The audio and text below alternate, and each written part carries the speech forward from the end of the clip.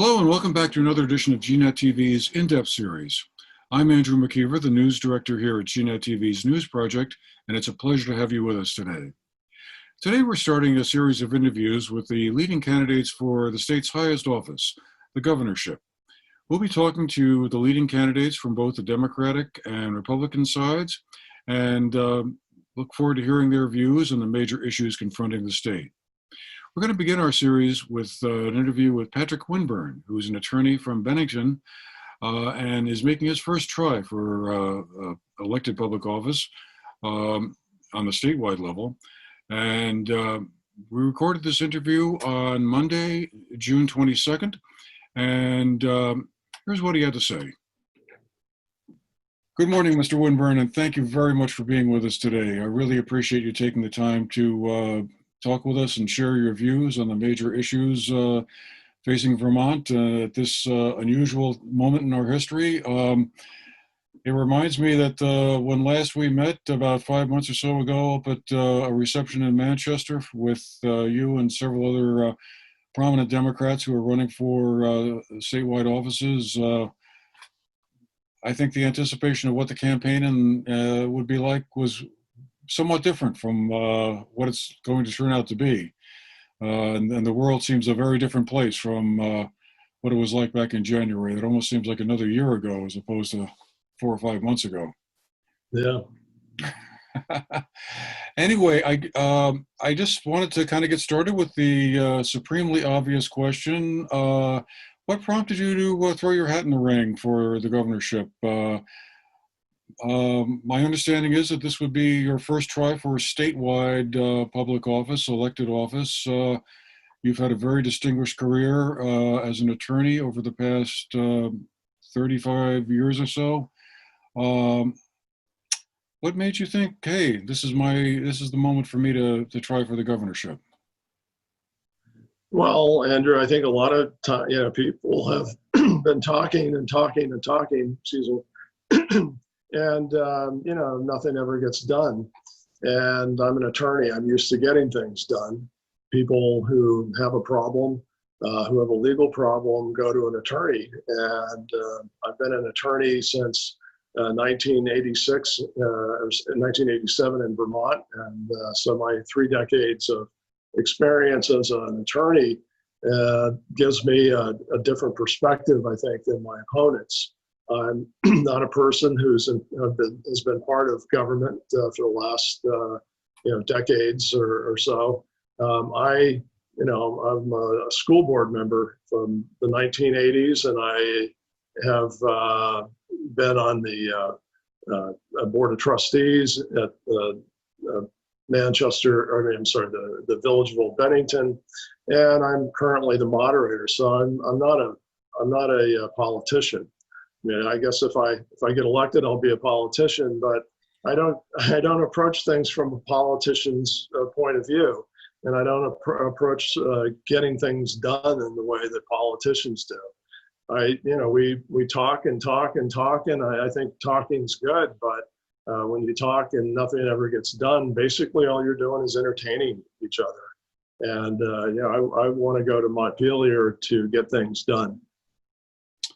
And what would be on the forefront of your agenda as to what you want to get done? Are there a couple of areas that in particular are crucial in your mind that either need to change or be improved or be done differently? What would that short list be? Well, the short list is short, but it's, I believe that family leave is a family value. And I think that Governor Scott's veto of the family leave bill, and also Governor Scott's, refusal really to entertain any kind of reasonable solutions to the problem, I think that's why Governor Scott's got to go. He's done a reasonable job with the COVID crisis, and I think that he's a nice guy, but nice guys don't veto the family leave bill. They don't veto the $15 an hour minimum wage. They do more with opioid problems. Opioids killing our state. And I think that the opioid crisis should be at the forefront of what would be addressed. There's climate change. That is certainly, climate change is real. There's no denying that. And those are issues that I think that would be have to be addressed immediately by a new governor. I'm curious. Let's drill down through a few of those.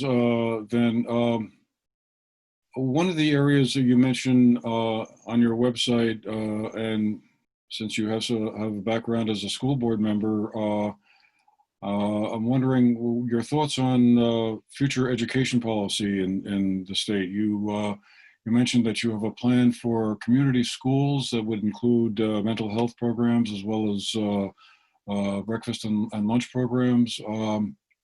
Wondered if you could flesh that out a little bit for us. It sounds like an interesting idea, but how do we get from here to there to come up with a network of community schools? Well, community schools would require funding, but we also have existing funding, and we're going to have more funding from the federal government after the pandemic crisis. And those funds ought to be used to do things to help people not get in trouble, help kids not get in trouble. My wife, when she was a kid, she was in grade school in Brooklyn. She was entitled there to a free lunch. And when she would go to get her lunch, all of her friends, all of her schoolmates knew that she was a free lunch kid. And, for her, it was very embarrassing to be pegged as a free lunch kid. And that's why one of my key proposals is to not only have free lunch, but also free breakfast for children. If you can't, if you can't think, if you can't function, if you don't have an alert mind, you're not going to learn. And there should be things that, that can be done about that, and there are. We can provide free lunches and free meals for children. And I think that's really a humanitarian thing to do. And it also sounds like you have some concerns and issues with Act 46, the school consolidation legislation passed, I think, 5 years ago now. What is not good enough about Act 46, or what would you do differently or try to move the needle in a different direction if you're elected governor? Well, I know Rebecca Holcomb was very actively involved in Act 46, and I think that there are some good things and some bad things in Act 46, but I think at this point, because of the pandemic, we can't afford a lot of the things that are being proposed and are supposed to be scheduled. And I personally, I think we need to put a hold. We should put a pause on the enactment of Act 46 until everything sort of sorts itself out, and deal with it then. But we do need to have community schools, and teachers need to teach, and children need to learn. It seems like one issue that you're also, I think, very, very concerned about is, as you put it, racial justice. It's obviously a subject on many people's minds these days, especially over the past month or so. I guess I'm just wondering, one of the aspects about that that's emerged as a discussion point is whether or not the police departments around the state should be defunded. I'm not sure that a lot of people have a clear understanding about what that means. I mean, for some, probably that sounds like they're going to, cut their police budget in half. Other people told me that what really needs to happen here is that some of the tasks and duties that police departments around the state currently perform are really more like social service work, and some of the money that goes to police departments would be better spent by uh, sort of filling out the budgets of social service agencies where, people who have training and qualifications to deal with people in distress might be better handled by those folks rather than police officers. But I guess I just wondered if you could talk a little bit about your stance on racial justice, as you put it on your website, and this whole issue around defunding police, because it seems like it's continuing to be on the front burner of discussion here in Vermont as well as across the country. Well, we can't obviously totally eliminate the budgets of the police departments. The state police they have funding from the state, and the local communities, they fund their own police department. But there is a lot of there are things that the federal government does, and they try to militarize basically the local governments, local police departments, and they can't. That really, we need to move away from that. I think that the funding that we have for police departments needs to be looked at, and there needs to be some more racially sensitive training. We need to have more police officers who have dealt with these kinds of issues, and we need more people of color on our police departments. But we can't totally defund the police departments. That's not. I'm not sure that that's what everybody's really saying. But we also can't have the police out doing jobs that really should be done by mental health counselors and people that drug. A lot of the drug problems are mental health problems, and we can't really expect the police to do everything. And I think it would be good to broaden the experience of the people that provide these kinds of services to our community, and I think that would be a great thing to do, and that's what I would do if I was governor. I want to get back to a point you mentioned right at the very start of our conversation here today about paid family leave.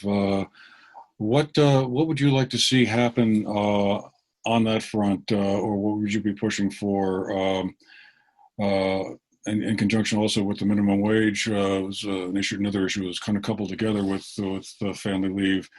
What would be your ideal scenario on both those areas?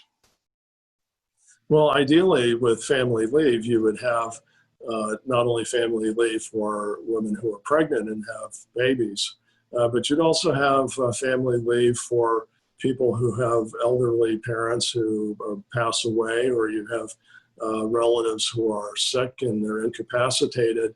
And family leave is a family value. Those people should continue to be paid their salary. But probably 10 weeks, 12 weeks, 3 months. So it would be a deliberative process, but you'd pay into it just like you pay into unemployment taxes, and so everybody pays into the unemployment fund, and not very few people are going to need those kinds of services. Compared to the general overall population, and we all have parents, and we all have needs that way, as far as our health concerns. But I think to just totally sort of defund a human being because they have a baby, or because they have a sick relative or a parent and they need some time off, that would be, that's not a very good move. But also, I think it does, Governor Scott doesn't want to pay people, the hardworking Vermonters, what they deserve. And I've made a pledge that if I'm governor, that I'm going to accept $15 an hour as my salary, my public salary. And I have challenged him that if, he gets reelected, which I don't think he will, but if he does get reelected, that he should be paid $15 minimum wage until $15 minimum wage becomes law in Vermont. And that's what I would do, and that's my pledge. One of the concerns I heard raised fairly frequently over the past couple of years, as this issue has been, well, both these issues have been kind of at the forefront, is concerns from small business owners that they simply couldn't afford to, either pay $15 an hour to workers or to be able to give them that kind of leave time. They just couldn't be done. It wasn't workable. Is that, do you feel a fair judgment on their part, or how would you respond to someone who's, let's say, a small business owner of 5 or 6 employees, and having one person out on leave for a month or two would be a real difficult challenge to overcome? Well, it is a challenge that has to be overcome. And I run a mom and pop law firm on Main Street in Bennington. And I only have a couple of employees, and all of us have health insurance that I pay for out of my own pocket, because we don't have health, and we don't have, the government funding for the health insurance. But I couldn't be without my employees. If they need family leave, if they do need to be out. Right now I have a employee who's about to have a baby in September, and she's provided health care, and she doesn't have any worries that way. But it would be a problem for me if she wasn't here, and she's a valuable employee. And it's a transition, but other employees will cover for those employees, and it should be something that everybody should have a right to try to make their lives better, and try to keep their families intact, and keep everybody well and happy. And but for employers, it's really to the employer's benefit.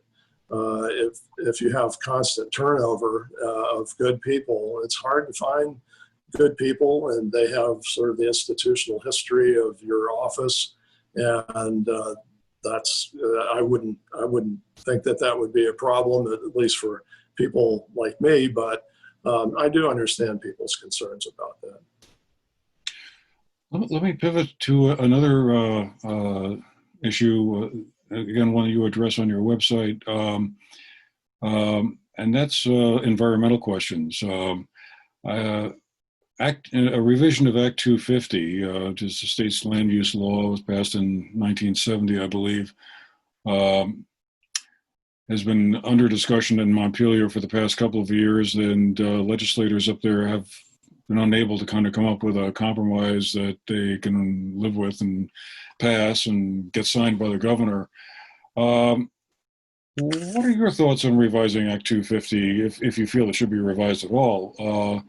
What elements would you be pushing for in a revision of that landmark piece of legislation that's had so much impact in Vermont? Well, Act 250 has done a lot of good things in Vermont. It's helped to organize and keep the rural areas from being overpopulated, and keep the green space green. But Act 250 does have its problems. That we need to have more oversight by the local communities, so that those issues can be dealt with, and that they know what's going to happen to their own communities. And Act 250 has done some good things in Vermont. But not everybody agrees, but I agree. I think that Act 250, in a modified, regulated way by the local communities, has done some really good things. And so I wouldn't really, look at it as a bad thing. Do you think the law should be streamlined in some way so that And as an attorney, this is an interesting question to ask. I mean, it seems like a lot of times I've read where would-be developers are kind of deterred from making investments in Vermont because they fear if they get involved in Act 250, it's a lengthy chain of legal challenges and appeals and one court after another. And by the time that's all said and done, the economic viability of their project is sort of questionable. Do you think that would be one area you'd be looking at, or do you feel like that's a complaint that's really overblown? Well, I think in some ways the complaint's overblown. I think we need to have regulation that is administrative primarily of growth in Vermont. I think we need to keep our mountains green. We're the Green Mountain State, but business is a problem. Does have a problem with these kinds of environmental issues, and the environment is important. I mean, we need clean air, we need clean water. I think we need electric cars. And we need to, have agriculture that is viable, but doesn't pollute our streams and our rivers. And we need to have good management, I think, too, of our environment. And the environmental protection, I think, would be a key component of my governorship. I'm just wondering, just to turn for a second to our current situation in the COVID emergency and the economic and public health fallout of all of that. I mean, one of the things that the legislators currently seem to be struggling with is crafting a state budget for the coming year. I mean, I guess they're going to do it in two parts, have sort of a budget for the first quarter of the coming fiscal year, and then wait and see a little bit later and come back to Montpelier, perhaps in August or September, I think, and kind of go from there. Assuming the federal government doesn't bail the state out completely in terms of the budgetary shortfalls that seem to be popping up, how does that impact what you would like to do? I mean, if constructing a budget when revenues are going to be much less than what everyone would have assumed they would have been 5 or 6 months ago, what are some of the guiding guidelines in your mind as to, well, we may have to make an adjustment here or there, but we can't cut this because it's just too important? What are the guardrails, I guess, in your mind around that? Yeah. Well, we can't cut education. We can't cut healthcare. But there are other things other ways of dealing with the issue. One of the issues that I have brought up is that Senator Sears has a proposal to tax pot. And if pot's going to be legal, then we should tax pot just like we tax alcohol or other things like that. And that would be another source of revenue. And I think also, too, the federal government is going to step in. Senator Leahy and Senator Sanders and Congressman Welch have proposed funding that would be of some assistance. But we can't cut everything. But I think we need to tread carefully. But there's some things that we can't cut out. I mean, we need infrastructure in Vermont. We need investment in infrastructure.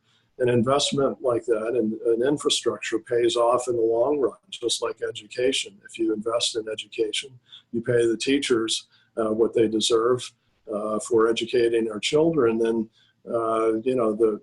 we have to, we just have to set our priorities. And I think that those are priorities that really can't be altered. And what about broadband expansion? I mean, that's another issue that's popped up a lot in the last few months. And I mean, I guess it was a general awareness that broadband in Vermont was okay in some places, certainly not good enough in others. Do you think that that's an area where the state should be investing money to bring those underserved areas up to at least the federal level of broadband? I think it's 25 megabits of download speed and 3 of upload, and that's about as technical as I'm able to get on that subject. But is that a priority as well in your mind? Well, I think broadband, the lack of broadband is a real problem, especially up in the Northeast Kingdom. Even in Bennington County, where I live, and I think you live in Bennington County, there are pockets of areas that don't get internet services. So if you're cut off from the internet, you're cut off from basically everything these days, and that has to be subsidized by the government. I mean, if you're happy with your coverage and you're happy with your broadband server, then you should be able to keep your broadband server. But even some of the broadband servers would be happy to stay, serving and expand their service if they had some help and some funding from the government. So it would, you can do it with a blend of both things. I mean, some places you just can't get a broadband server to come in, and I think to deprive them of their service would be a real, it would be a bad thing. If you're in school and you're a child, you have to have a computer. You have to be able to compete in the 21st century. And if you don't have computers and you don't have broadband, you're not going to be able to educate your children, and you're not going to be able to take advantage of all of the 21st century things that we have to take care of. Finally, we just have a couple of minutes left, but I wanted to ask you, what's it been like campaigning in the midst of a pandemic, and how do you see that going forward? I mean, is it all online, or have you been able to kind of get out and do the equivalent of knocking on doors and having gatherings of supporters and that sort of thing, sort of the more traditional kinds of campaign we've been used to over the past, or has the pandemic forced everything indoors? Well, it's been a challenge, that's for sure. I mean, people are used to seeing the people running for office out shaking hands and knocking on doors and attending speeches in person. But now we're doing it on Zoom and doing it on the internet. We're making lots of phone calls. We're texting and sending messages and letters. And, it definitely is different. And we also, have a lot of volunteers out there doing yard signs, putting up yard signs. We have people all over the state who volunteered to have yard signs put on their property or in their, on their land. And it's been really gratifying to see how many people are actually out there that want to help and want to spread the word of Pat Winburn for governor. And I would just say one final thing. If you want to check out my stands on issues and my background and experience and so forth, just go to winburn2020.com. All right. Well, I guess we'll have to leave it there for today, but thank you very much, Mr. Winburn. I really appreciate you taking the time to talk with us and share your views on the issues that are confronting the state. And well, I'd like to say we'll see you out there on the campaign trail, but we probably will between now and August 11th in one way or another. I hope so. For the primary. Well, good luck. Thanks again, and hope all goes well. Well, thank you very much. Have a great day. You too.